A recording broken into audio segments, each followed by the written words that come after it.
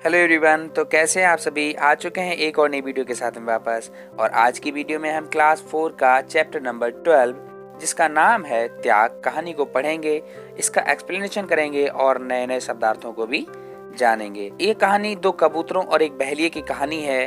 बहुत बुरे मौसम में बहेलिया जंगल में फंस जाता है, उसके साथ कबूतर कैसा व्यवहार करते हैं ये जानने के लिए आप वीडियो में लास्ट तक बने रहिए, तभी आप पूरी कहानी को जान पाएंगे। अगर आप चैनल पर नए हैं तो चैनल को सब्सक्राइब कर लीजिए, नोटिफिकेशन बेल को ऑल पर कर लें ताकि हमारी नई वीडियोस के नोटिफिकेशन आपको मिलते रहें। फ्रेंड्स में वीडियो को शेयर करें ताकि उन्हें भी अच्छी अच्छी कहानियां और उनके एक्सप्लेनेशन मिलते रहें। समय को बिना गवाते हुए हम वीडियो को शुरू करते हैं। प्राचीन काल की बात है, अर्थात पुराने समय की बात है। आकाश अर्थात आसमान में घने काले बादल छाए हुए थे। दोपहर में भी अंधकार अर्थात अंधेरे का एहसास हो रहा था, अंधेरे का अनुभव हो रहा था। तेज आंधी और वर्षा ने चारों ओर प्रलय अर्थात तबाही मचा रखी थी। रह रहकर छोटे छोटे ओले भी बरसात के साथ में पड़ रहे थे। तेज आंधी के कारण जंगल के कमजोर पेड़ उखड़े जा रहे थे। पेड़ों की टहनियां टूट टूट कर जमीन पर गिर रही थी। इतना खराब मौसम था कि कमजोर पेड़ उखड़ रहे थे और उनकी टहनियां टूटकर जमीन पर गिर रही थी। उसी समय जंगल में एक बहेलिया कहते हैं जो शिकार करता हो, जो पक्षियों का शिकार करता हो, पक्षियों को कैद करता हो। वह प्रलयकारी तूफान में फंस गया। वो पहले आया होगा सही मौसम में, किंतु अचानक से मौसम बिगड़ गया तो वो उसी तूफान में फंस गया। उसके कंधे पर धनुष बाण था। एक डंडे में उसने पक्षियों को पकड़ने के लिए जो जाल था वो फंसाकर पीठ पर लटका रखा था। उसके हाथ में एक पिंजरा था और पिंजरे में एक कबूतरी कैद थी। उसके कंधे पर जाल था और हाथ में एक पिंजरा था जिसमें उसने कबूतरी को कैद करके रखा था। इस भयंकर तूफान से बचने के लिए वह कोई सुरक्षित स्थान ढूंढ रहा था कि मैं ऐसा स्थान ढूंढ रहा था कि जहां पर वह सुरक्षित रह सके। उसे कोई स्थान दिखाई नहीं दे रहा था जहां पर रुककर वह इस आपदा अर्थात मुसीबत, आपदा कहते हैं मुसीबत या विपत्ति से अपना बचाव कर सके।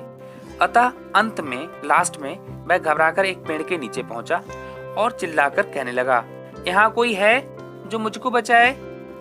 हाय, मैं सर्दी में ठिठुर रहा हूँ, कांप रहा हूँ। आज तो खाने को भी कुछ नहीं मिला। बचाओ, कोई बचाओ, नहीं तो मैं ठंड से मर जाऊंगा। भला उस जंगल में ऐसे समय में कौन हो सकता था? वहां कोई मनुष्य नहीं था। वह जिस पेड़ के नीचे खड़ा होकर ये सब कह रहा था, उसी पेड़ पर एक कबूतर बैठा था। वह कबूतर पिंजरे में बंद अपनी प्रिया अर्थात अपनी पत्नी, जिससे जो कबूतरी थी, उसको देख रहा था और उसके वियोग अर्थात उससे अलग होना, बिछड़ना, वियोग कहते हैं बिछड़ना या अलग होना, उसके बिछड़ने के कारण तड़प तड़प कर चिल्ला रहा था।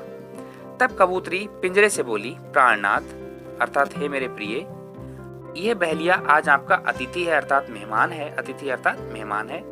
ये सर्दी से ठिठुर रहा है और भूखा है। इसकी सर्दी दूर करने का कुछ प्रबंध कीजिए। प्रबंध कहते हैं इंतजाम कीजिए, उपाय कीजिए। ये ठीक है कि इसने आपकी पत्नी को पिंजरे में बंद कर रखा है, परंतु इस समय ये आपका मेहमान है, अतिथि अर्थात मेहमान है। इसलिए द्वेष को, ईर्ष्या भाव को छोड़कर आप इसका अच्छी प्रकार से अतिथि सत्कार करें। इस मुसीबत में यदि आप द्वेष में आकर इसकी मदद नहीं करेंगे तो इसका पाप आपको लगेगा। देखिए, कबूतरी कैद थी पिंजरे में, किंतु फिर भी वह बहेलिये का भला ही सोच रही थी। कबूतर ने अपनी पत्नी की बात मान ली। उस समय आंधी और वर्षा शांत हो चुकी थी। कबूतर वहां से उड़ा और कहीं से जली हुई लकड़ी अपनी चोंच में पकड़कर ले आया। उसी वृक्ष के नीचे कुछ सूखे पत्ते पड़े थे। कबूतर ने वह जलती हुई लकड़ी उन पत्तों पर गिरा दी, तो जलती हुई लकड़ी पत्तों पर गिरने के कारण पत्ते जलने लगे और बहेलिया हाथ सेकने लगा। आग सेकने से वह अपने आप को पहले से कुछ ठीक महसूस कर रहा था। जब आग खूब तेज हो गई तो कबूतर बोला, हे मेरे अतिथि, घर में आज कुछ भी खाने को नहीं है, केवल ये मेरा तुच्छ अर्थात छोटा सा शरीर है। मैं चाहता हूँ कि आप इसी को खाकर अपनी भूख मिटाएं। ये कहकर कबूतर अग्नि अर्थात आग में कूद गया। कबूतर ने कहा, हे मेरे मेहमान अतिथि देवता, मेरे पास आज खाने को कुछ भी नहीं है और ये छोटा सा शरीर है, इसे ही खाकर आप अपनी भूख मिटाएं। और ये कहकर वह आग में कूद गया। कबूतर के इस अनोखे त्याग को देखकर बहेलिये का हृदय, दिल पिघल गया और मन में सोचने लगा, ओह, ये पक्षी मुझसे अच्छा है जो दूसरों के लिए अपने प्राण दे सकता है। धिक्कार है मेरे जीवन पर जो मैं इन दीन प्राणियों को, इन गरीब प्राणियों को, इन मुसीबत में फंसे पक्षियों को पकड़ता हूँ और मारता हूँ। वह ग्लानि से अर्थात उसे खुद से घृणा होने लगी, अपने आप को कोस रहा था। यह सोचकर उसने पिंजरे का दरवाजा खोलकर कबूतरी को मुक्त अर्थात आजाद कर दिया। कबूतर के त्याग को देखकर उसने कबूतरी को आजाद कर दिया। कबूतरी ने सोचा, पति के बिना मेरा जीवन व्यर्थ है अर्थात बेकार है। पत्नी वही है जो पति के पीछे चले। ये सोचकर वह भी अग्नि में प्रविष्ट हो गई अर्थात अग्नि में कूद पड़ी। बहेलिये ने इस दृश्य को देखा अर्थात इस चित्र को देखा, जो घटना घटी उसको देखा, तो उसकी आंखों में पश्चाताप अर्थात जो पछतावा हो रहा था, उसके आंसू बहने लगे। उसके अपने किए कुकर्म जो बुरे कर्म थे उसकी आंखों के सामने आकर दिखाई देने लगे। उसने उसी समय अपने धनुष, बाण, जाल, पिंजरा और डंडा सभी आग में जला दिया। उसने प्रण किया, निश्चय किया कि मैं अब कभी भी किसी भी प्राणी को नहीं सताऊंगा। उसने बहेलिये का काम छोड़ दिया और धर्म के मार्ग अर्थात रास्ते पर चलते हुए जीवन यापन अर्थात अपना जीवन का गुजारा करने लगा। अंत में उसका जीवन इतना बदल गया कि जो जीव, जो पक्षी उसको देखकर भाग जाते थे, डर जाते थे, वह अब उसके पास आने से जरा भी नहीं घबराते थे।